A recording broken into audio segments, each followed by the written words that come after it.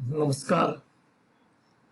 आपण हे गीता सार जे पाहत आहोत त्यातला हा आता शेवटचा भाग आहे आणि त्यात आपण एक अत्यंत महत्वाचा असा जो मंत्र आहे ओम तत्सत, त्यावर ज्ञानेश्वर माऊलींनी काय खुलासा केलेला आहे तो अतिशय सुंदर आहे आणि तो आपण पाहून हे गीता सार आता संपवू. कर्म करताना योग्य मानसिकता वृत्ती असणे फार महत्वाचे असते.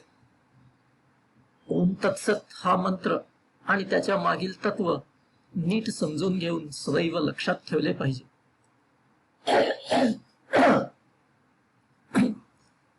नुसता त्या मंत्राचा जप करून काही फायदा नाही.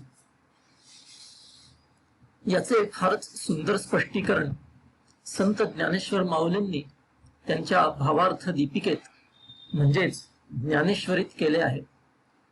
ते पुढील प्रमाणे: परब्रह्म हे या सृष्टीच्याही पलीकडे आहे आणि जे स्वतः हे सर्व जग पाहू शकते त्याला ओम या नावाने संबोधतात.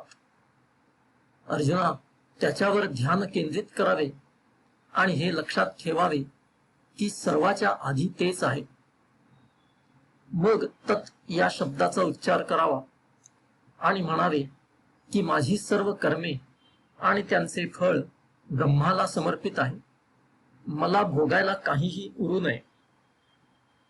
अशा प्रकारे सर्व कर्मे ब्रह्माला समर्पित करून स्वतः मुक्त व्हावे. आता जी कर्मे ओम शब्दाचा उच्चार करून सुरू केली आणि ज्यांच्या फळाचा तत् शब्दाच्या उच्चाराने त्याग केला ती कर्मे स्वतःच ब्रह्मस्वरूप झाली. पण कर्म ब्रह्मस्वरूप होणे पुरेसे नाही, कारण ज्याने ती कर्मे केली तो अजून वेगळाच आहे. ते द्वैत शिल्लकच आहे. जेव्हा आपण मीठ पाण्यात टाकतो तेव्हा ते विरघळून जाते, पण त्याचा खारटपणा पाण्यात विरघळून देखील उरतो. तद्वतच कर्म ब्रह्मस्वरूप झाले असे म्हणण्यात द्वैत आले आणि जोपर्यंत द्वैत शिल्लक आहे तोपर्यंत प्रपंचाचे भय जात नाही. म्हणून हे जे द्वैत शिल्लक आहे ते सत या शब्दाच्या प्रयोगाने संपवायचे असते. सत हा शब्द या सृष्टीची क्षणभंगुरता, भ्रामकता म्हणजेच माया नाहीशी करतो आणि मग आपल्याला स्वस्वरूपाची ओळख पटते.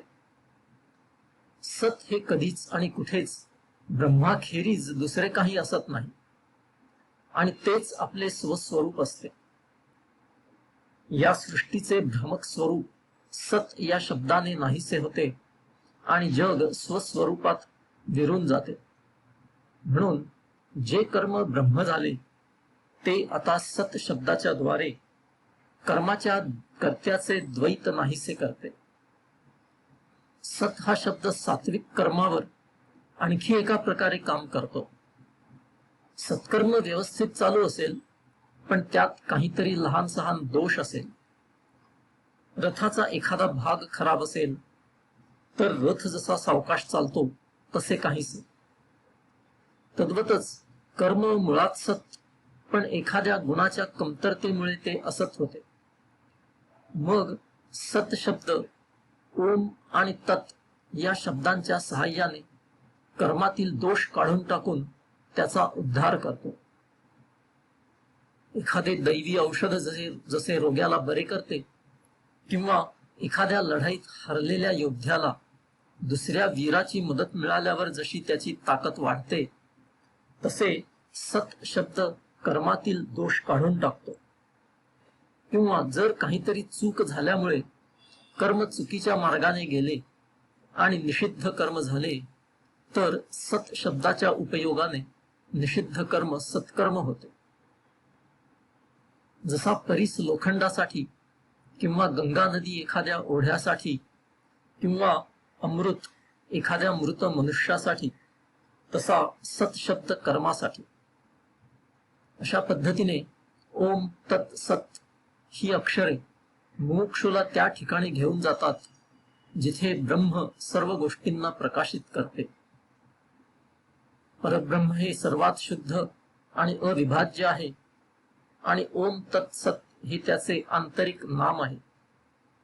पण जसा आकाशाला आधार आकाशाचाच, तसा ओम तत्सत ला आधार ब्रह्माचाच. जेव्हा आकाशात सूर्य वर येतो तेव्हा सूर्याला सूर्यच प्रकाशित करतो, तसेच ही नावे साधकाला ब्रह्माकडेच नेतात. इथे आपलं गीतेचं सार आता मी संपत आहे. आपणा सर्वांना या माझ्या व्हिडिओचा उपयोग होईल आणि आपल्यावर भगवान श्रीकृष्णांची कृपा होईल अशी आशा करून आपला निरोप घेतो. श्री कृष्णार्पणमस्तु.